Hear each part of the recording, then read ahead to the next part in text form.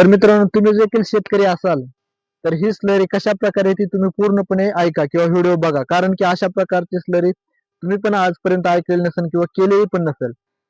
आजपर्यंत तुम्ही अशा प्रकारची स्लरी केली असेल पांढरी मुळे वाढण्यासाठी, की गूळ, पाणी, शेण, गोमूत्र ह्या प्रकारचे तुम्ही स्लरी केली असेल.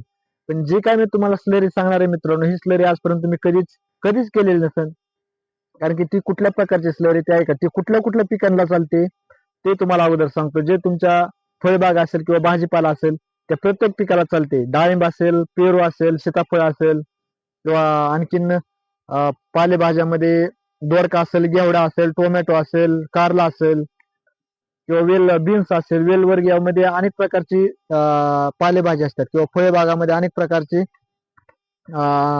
बाग असतात. ह्या अशा प्रकारच्या पिकासाठी पांढरी मुळी वाढवण्यासाठी हे फक्त काम करतं. हे दुसरं कुठल्या प्रकारचं काम करत नाही. फक्त पांढरी मुळी वाढवण्यासाठी काम करतं मित्रांनो. जे आपण हेमिक ऍसिड सोडतो, रासायनिक प्रकारचं किंवा आणखीन कुठलं सेंद्रिय प्रकारचे पण असतं हेमिक ऍसिड, परंतु जे काही मी तुम्हाला सांगणार आहे ती कशा प्रकारे सांगणार आहे त्यासाठी पूर्ण व्हिडिओ बघा. कारण की जर तुम्ही व्हिडिओ पळवला मित्रांनो, तर काय होणार आहे, तुम्हाला त्याच्यामध्ये कुठलं कुठलं किंवा कशा कशा प्रकारे काय काय करावं लागणार आहे ते माहिती नाही चालणार किंवा माहिती समजणार नाही. त्यासाठी काय करायचं मित्रांनो, व्हिडिओला सुरुवात करूया. एक आपल्या घरामध्ये डेरा असतो, तो डेरा घ्यायचा एक, म्हणजे असा खराब झालेला डेरा घ्यायचा आणि सर्वप्रथम खड्डा खांदायचा एक. खड्डा खांदून झाल्यानंतर डेरा पूर्णपणे त्या खड्ड्यात जायला एवढा खड्डा खांदायचा आणि त्या खड्ड्यात बुजवायचा डेरा. फक्त डेऱ्याचा वरचा जे भाग आहे, गळवट असतो आपण त्याला म्हणतो, तो 4 बोट फक्त डेरा वर ठेवायचा, जेणेकरून माती गेली नाही पाहिजे, त्याच्यात घाण गेली नाही पाहिजे. अशा प्रकारे फक्त 4 बोट जमिनीपासून वर डेरा ठेवायचा. त्या डेऱ्यामध्ये तांदूळ शिजवून घ्यायचा, भात करायचा. तो जो भात केलेला आहे आपण, तो त्या डेऱ्यामध्ये टाकायचा. नंतर गुळ पाणी घ्यायचं. गुळ पाणी म्हणजे काय करायचं, 250 ग्रॅम पाणी घ्यायचं आणि त्याच्यामुळे मध्ये एवढा एवढा असा खडा घ्यायचा, गुळाचा खडा घ्यायचा आणि त्या पाण्यामध्ये टाकायचा. डायरेक्ट टाकायचं नाही, डायरेक्ट पाण्यामध्ये टाकायचा. 250 ग्रॅम जे आपण पाणी घेतलंय त्या पाण्यामध्ये तो गुळाचा खडा टाकायचा आणि पूर्णपणे ती गुळाचा खडा इगरला पाहिजे तोपर्यंत ते पाणी हलवायचं. पूर्णपणे गुळाचं पाणी झालं पाहिजे ते. जेव्हा आपण भात शिजवून घेतलेला आहे त्या भातामध्ये ते गुळाचं पाणी टाकायचं. गुळाचं पाणी टाकल्यानंतर तो पूर्णपणे डेरा जो तोंड जो आपण 4 बोट वर ठेवला होता तो पूर्णपणे झाकून घ्यायचा, जेणेकरून की एकदम वार आलं किंवा एकदम त्या डेऱ्यामध्ये हवा गेली नाही पाहिजे. अशा प्रकारे तो डेरा दुंबेरी कापडाने, कापड म्हणजे आपल्या बायांच्या साडीत असतात तेच नाही वापरायचं, म्हाताऱ्या बायांच्या साडीत असतं बघा किंवा धोतराचं कापड असतं, अशा कापडाने डेरा दुंबेरी कापड करायचं. डेऱ्याचं तोंड आहे ते एकदम पूर्णपणे बांधून घ्यायचं. डेऱ्यामध्ये फक्त टाकताना नीट ऐका, डेऱ्यामध्ये फक्त आपल्याला भात आणि ते गुळाचं पाणीच टाकायचंय. भात शिजवून टाकायचा आणि गुळाचं पाणी टाकायचं आणि ते कापडाने पूर्णपणे झाकून घ्यायचं, म्हणजे बांधायचं. त्यात एकदम हवा गेली नाही पाहिजे, जाम बांधायचं, हवा नाही गेली पाहिजे किंवा एकदम वारं आलं तर ते त्याच्यामध्ये शिरलं नाही पाहिजे. फक्त ही करताना एकदम सावली, गार सावली जिथं आपल्या झाडाखाली असते किंवा आपल्या बारगजीत, म्हणजे गुरांच्या बारगजीत कुठे पण ठेवा तुम्ही, फक्त गार सावलीला ते ठेवा, करा असा प्रयोग.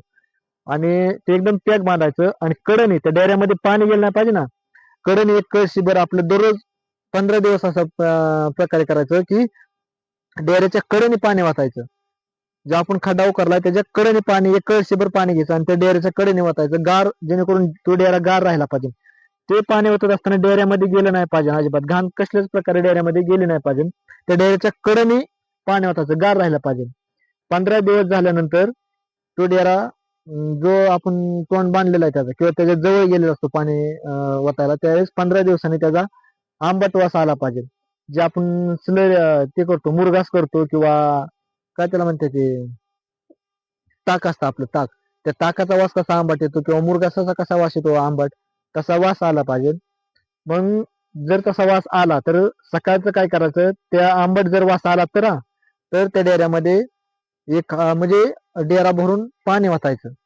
फक्त 15 दिवसांनी एकदाच त्या डेऱ्यामध्ये पाणी वाचायचं सकाळी आणि संध्याकाळी परत काय करायचं, ते जे आपण त्या डेऱ्यामध्ये पाणी वाटलेलं होतं ते पाणी एका भांड्यात किंवा बॅलरमध्ये कशामध्ये तरी शोधायचं. पूर्णपणे हलवायचं ती भात ही सकाळचं त्यावेळेस आणि परत संध्याकाळी ते पाणी सगळं गाळून घ्यायचं एखाद्या भांड्यामध्ये किंवा बॅलर मध्ये ते करायचं. परत ना अर्धा बॅलर किंवा एक बॅलर पाणी करायचं आणि त्याच्यामध्ये ड्रीप वाटे सोडून द्यायचं. हे प्रमाण तुम्ही म्हणता की आता सांगायचं महत्वाचं म्हणजे हे प्रमाण तुम्ही म्हणता की किती एकरासाठी करायचंय. 1 एकरापर्यंत फक्त हे प्रमाण चालणार आहे तुम्हाला. एक डेरा एकरापर्यंत चालणार आहे. एक बॅलर तुम्ही जेवढ्या एकराला सोडता एकरापर्यंत आपलं एक बॅलर आपण सोडतो. तशाच प्रकारे 1 एकरापर्यंत हे प्रमाण करायचं तुम्हाला. जर तुमचं 2 एकर असेल तर मग 2 डेरे घ्या तुम्ही. कारण की गुळ पाणी आपल्याला जर तुम्ही म्हणता की एका एकरासाठी 250 ग्रॅम आपण गुळ पाणी ओततो तर मग 200. परंतु ते डेऱ्याचं लिमिट आपलं मित्रांनो बारक असतं डेरा. त्याच्यामुळे ही 1 एकरापर्यंतच फक्त करता येतं. अशा प्रकारे तुम्ही करा. नक्कीच तुमचं पांढऱ्या मुळे वाढते आणि उत्पन्न जे तुमचं ते भरपूर प्रमाणात उत्पन्न होईल मित्रांनो. ज्यावेळेस तुम्ही हे प्रयोग करता आणि तो प्रयोग झाल्यानंतर तुम्ही मला कमेंट बॉक्समध्ये नक्कीच सांगा की कशा प्रकारे पांढरी मुळे तुमची वाढते ते.